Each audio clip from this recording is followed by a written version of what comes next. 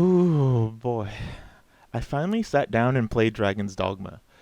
This RPG from Capcom was made way back in the PS3 era, and I kept hearing praise from it by the hardcore fans and some indifference by everyone else. Given that, I was curious. I bought it years ago on Steam, like so many other people, and I even had it on PS3 if I remember right. I figured it was high time I sat down and beat it. This is a weird one, I have to say. So I just wanted to make a quick, fast and loose video of my impressions from playing it now in 2021. First and foremost, this game is freaking hard. Like, stupid hard. I was really taken aback by it, actually. For most of the opening hours of the game, it felt like something was really wrong here, even playing it on easy. The game felt like it was pushing back in nonsensical ways most of the time, all the while seemingly like it was asking me to do beginner level stuff. For example, one of the first quests you can accept suddenly has enemies with way higher defense than you can damage out of nowhere. Or suddenly there'll be like a challenge mini boss hidden somewhere in the middle of a dungeon.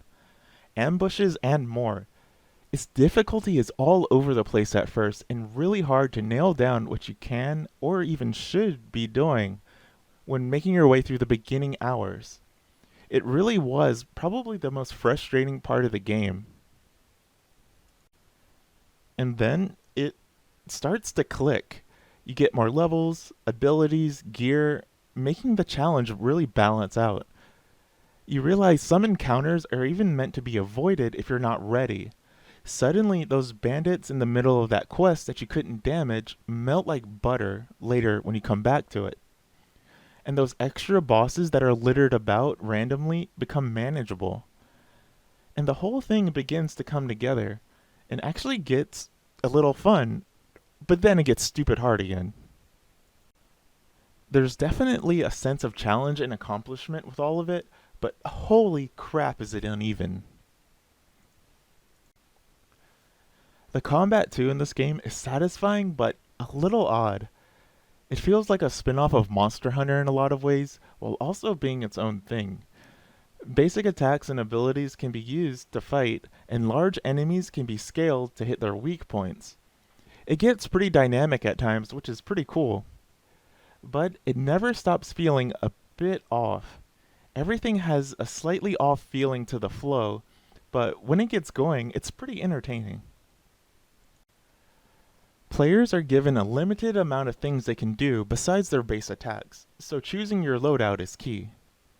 It can make or break some situations, and wow, there are a lot of things to unlock between all the classes. But making an effective and fun loadout is a pretty interesting aspect of the whole experience that I actually enjoyed.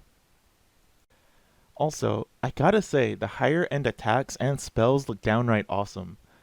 It's often talked about in this game, but until you summon those meteors and giant ice spikes, tornadoes, and whatnot yourself, you really don't understand how fun it is to set them off.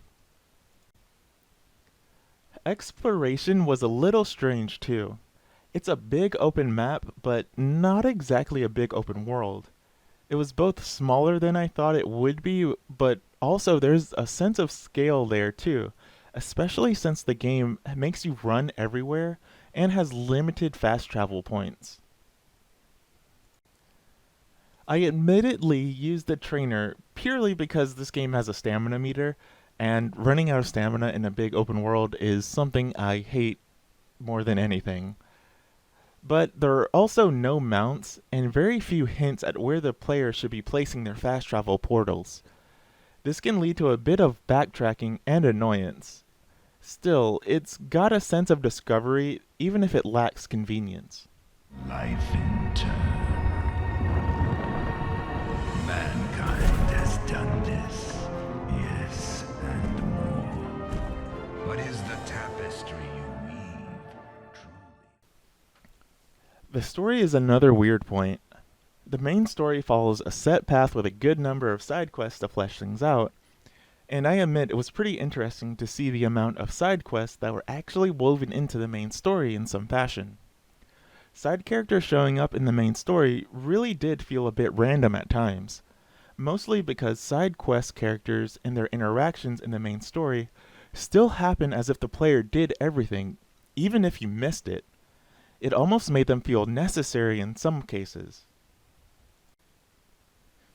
Even by the end, I was left with my head spinning a little bit.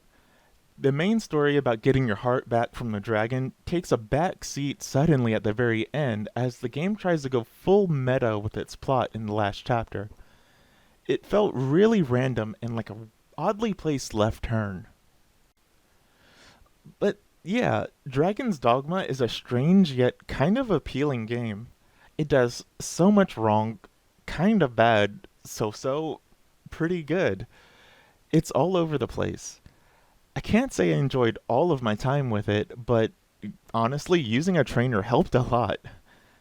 I can see a lot of great ideas in this game, some of which are really well executed. Others fall right on their face. Heck, many of the game's ideas don't seem fully fleshed out, but the sparks of genius are kinda there. So I can see why this game has so many hardcore fans, just like it has so many hardcore detractors. Similarly, I can see why people want a sequel. There are really a ton of good ideas here that just don't quite mesh entirely. If you want a really challenging game or are just interested in Dragon's Dogma to see what everything's all about, it's available on lots of different platforms and it goes on sale regularly. Now it's on PC, PS4 and 5, the Xbox consoles, and even the Switch. So you can get it at any time with lots of convenience. Though, please remember, the game is pretty dang hard. Hey, thanks for watching this review. Hit the thumbs up, like, sub, follow the Twitter, and maybe even stop by my Twitch channel where you can see me play games like this live and more. Thanks for watching, and I hope to see you again next time.